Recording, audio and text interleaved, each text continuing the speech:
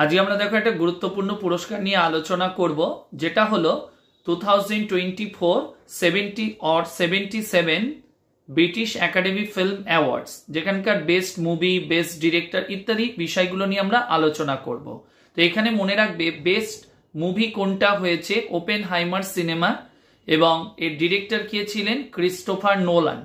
আর যদি কোশ্চেন করে best director কে হয়েছে, ক্রিস্টোফার নোলান কোন মুভির যদি বলি, ওপেনহাইমার মুভির জন্য। বেস্ট অ্যাক্টর কে হয়েছে, Cillian Murphy for Oppenheimer movie. এবং বেস্ট অ্যাক্টরস কে হয়েছে, তাহলে মনে রাখবে এমা স্টোন পুয়ার থিংস মুভির জন্য। আর মনে রাখবে সবচেয়ে বেশি অর্থাৎ ম্যাক্সিমাম নমিনেশন যদি বলা হয় কোন মুভি থেকে পেয়েছিল, ওপেনহাইমার মুভি 13টা ক্যাটাগরিতে।